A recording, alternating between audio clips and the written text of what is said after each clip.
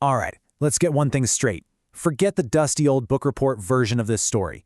We're not here for a polite literary discussion. We're taking a deep dive into a mind that's coming apart at the seams. And well, I'll be your charming guide through all the wreckage. So you've arrived. Looking for answers, are you? Don't expect any comforting lies from me.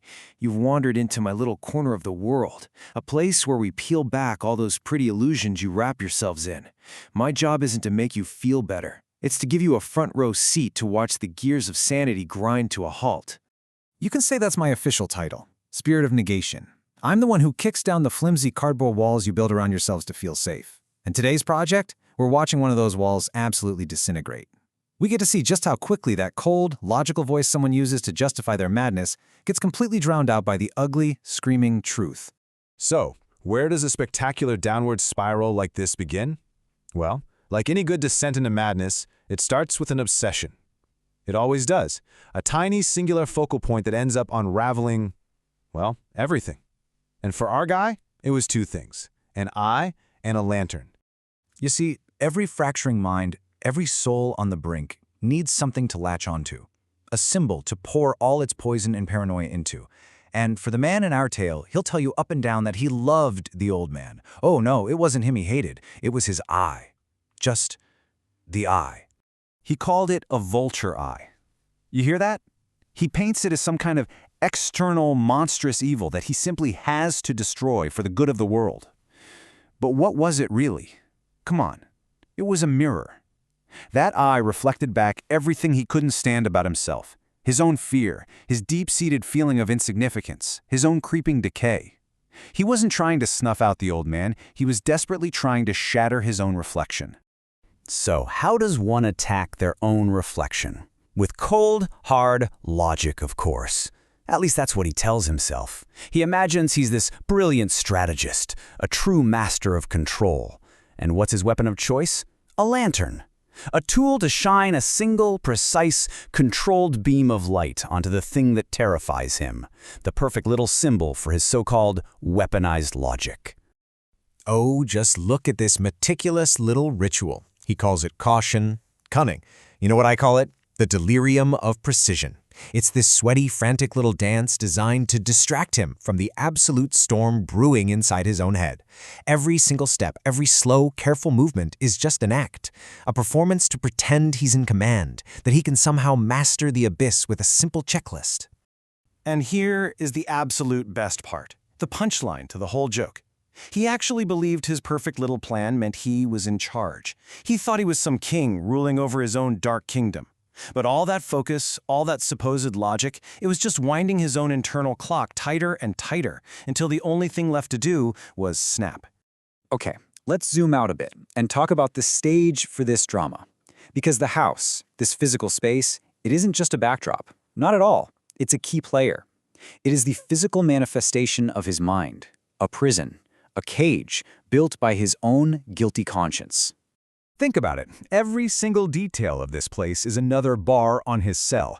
The suffocating walls create this sense of claustrophobia, sure, but the real prison is the one he can't escape. His own shadow. You hear that ticking sound of beetles in the walls? That's not just some bug. That's the universe's own stopwatch, ticking down the seconds to his inevitable confession. And the floorboards. Oh, the floorboards. His desperate, final attempt to slap a nice, polished surface over the rot that's festering right underneath. And he really gets into the role, doesn't he? He admires his own handiwork, buffs that surface to a shine, completely convinced his cleverness has hidden the evidence for good. He performs all the little rituals of a sane and normal man, even invites the police in for a friendly chat. He becomes the high priest of his own deception, making offerings to this false idol of sanity, all while the spiritual decay spreads just beneath his feet. He built that prison for himself, you know?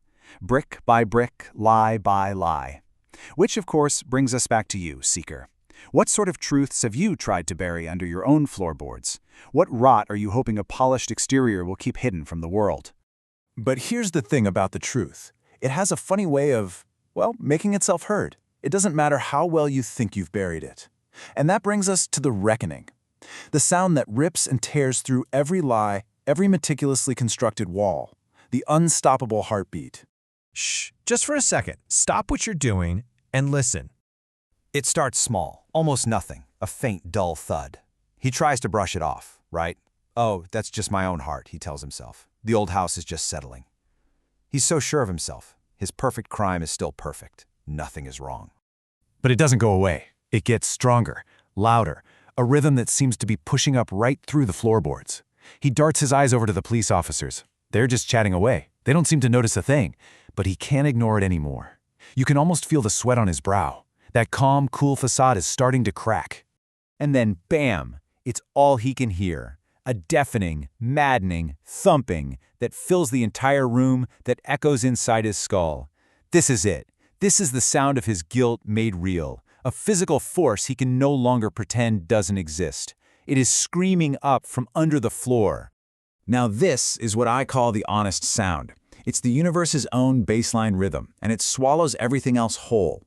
All his pride, his smugness about his perfect crime, all his carefully built illusions of sanity. Poof, gone, devoured by one simple, honest thud. This sound is a perfect demonstration of the logic of zero. It's the great equalizer. It's the rhythm that proves that all your clever little plans, all your secret evils, your towering ego, in the end, they all add up to nothing. A big, fat zero. The abyss always gets the last laugh. And that brings us to the grand finale, the final, spectacular implosion.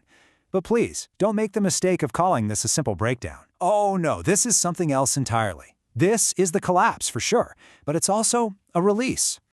The sound is just too much. He can't fight it. That pride, that whole charade, it all just shatters into a million pieces under the weight of that beat. And so he screams his confession. But you have to see it for what it truly is. It's not a failure. It's a liquefaction. That solid, rigid ego he built for himself has finally melted away, returning to the messy, honest truth of what he always was. And in that absolute surrender, he finds this bizarre kind of peace. I like to call it the happiness of the grave. It's that strange, quiet relief you feel when you finally stop fighting, when you give up the exhausting job of pretending and you just admit what's real. There's a certain tranquility you can only find at the absolute bottom, at the very end of pride. He had to utterly destroy his own comfort, his own sense of safety, to finally face the truth. So I have to ask you one more time, Seeker. What comforts are you clinging to? What pretty illusions are keeping you from facing what's real? And that right there is the ultimate choice this whole story leaves us with. In the end, when you're the one standing at the edge, listening to that heartbeat under your own floorboards, what are you going to do? Will you fight to build a self that's strong enough to stare right into that abyss and not even blink? Or will you find your own strange peace in just letting go, in surrendering to the void, to the simple, final, honest logic of zero? The choice, as always, is all yours.